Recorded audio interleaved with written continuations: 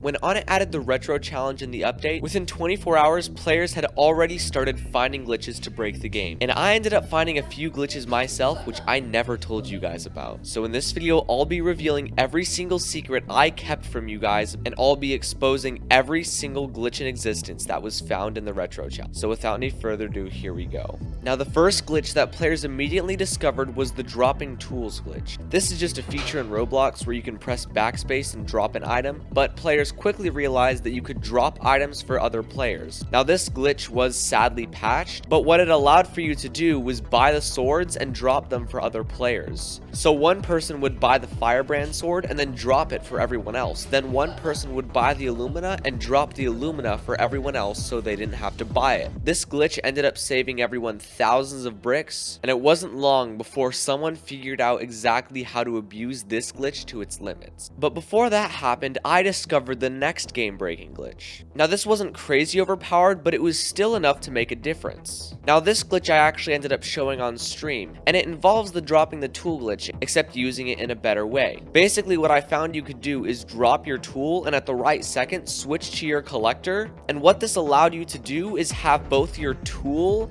and your sword equipped at the same time. This meant that with every swing you made, it would both collect pollen and it would attack other enemies. Now this is a glitch that I discovered in my earlier runs, and I would continue to use this throughout the game until of course I found this next glitch. Now this next glitch I never revealed to anybody, except for the few people that watched me do it on stream. Now this is sort of like the sword and tool glitch where you can equip your sword and tool at the same time, except it involved equipping the sword and the trowel at the same time. This meant that with every single swing you made, it both attacked the enemies and placed walls at the same time, which as you can imagine is an insanely overpowered combo. Now the setup for this glitch actually involves the previous glitch I talked about. You would have to drop your sword and then equip your tool at the same time. Then while this glitch was activated, your goal was mainly to buy the Illumina so you had the best sword equipped and your tool. Then once you had both equipped, you would then purchase the trowel for the first time, and what it would do is swap out your tool but keep your sword. In simple, all this would do is make it so that your sword was equipped at the same time as your trowel. Now this glitch was extremely overpowered and allowed round 20s to be farmed easily, and this was kind of the first sign that glitches actually might have a huge impact on later gameplay. This glitch did have one fault, which was if you died or dropped your sword at all throughout the run, then it was impossible to perform the glitch the rest of the game. Now by this point, I'd created a DM with some of my friends, and using our secret glitches, we were confident we could get a world record run. So after a bit of planning, we had set a date that week on Friday we were all going to hop on together and get a world record run using these new glitches.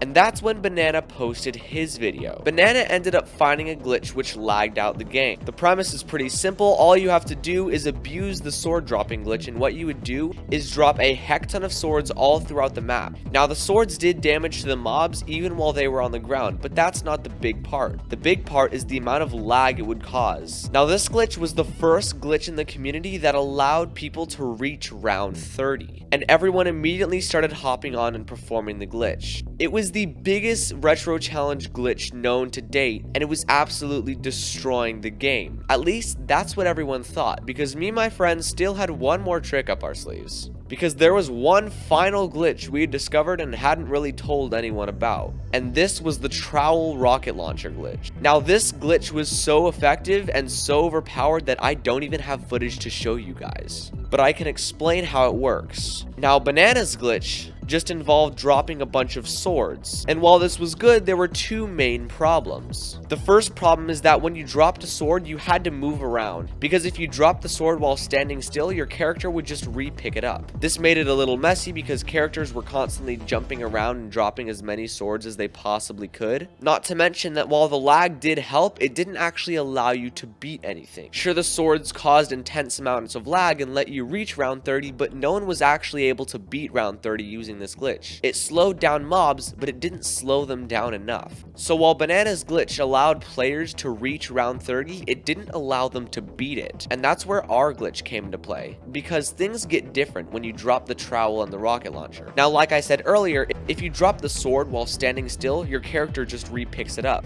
But the hitboxes and size for the trowel and rocket launcher are different. So what someone would do is stand right here and just start dropping and macroing a pile of rocket launchers and trowels. Because the hitboxes, they didn't have to move to drop them, and so for a couple rounds, one person would constantly be sitting here making a pile of these items. And what this did was cause even more lag than Banana Games glitch, and yes, it actually allowed one person to beat the retro challenge. Like I said, no footage of this glitch actually exists because of how secret it was, but using this glitch, at round 20, mobs still weren't leaving the cave because of how laggy the server was. It was a 3-hour process, but a player going by the name of Scripted Scripter actually managed to beat round 30 with his friends after a grand 3 hours of playtime. Yeah, that's right. It took them 3 hours to beat one round 30. And this is the only time in history that we know of that this was ever completed. Now, sadly, there were still some bugs, and due to some complications, which I'm not going to explain right now,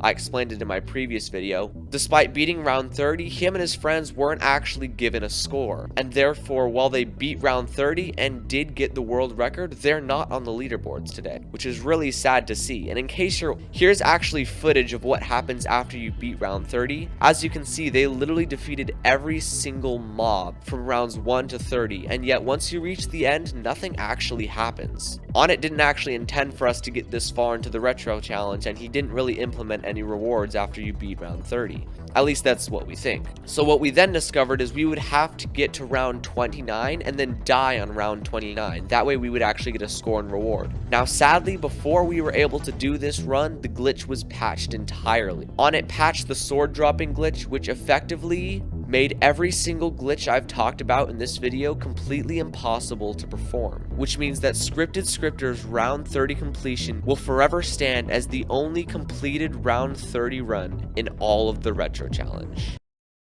I really hope you guys enjoyed this video. It was fun explaining all these glitches that I couldn't talk about earlier. So I really hope you guys enjoyed this brief history on every single glitch in all of the retro challenge. Seriously, we broke the game so far that Onnit had to make an emergency patch. So if you guys want to enjoy more fun glitches like this and don't want to miss every glitch we find in the future, honestly, you don't even have to subscribe, just hit the bell because it's way more effective and you'll get notified for all the future videos. So thank you so much for watching. Sorry all the glitches got patched, but we had a really fun time. So with that said, I will see you all in the next video.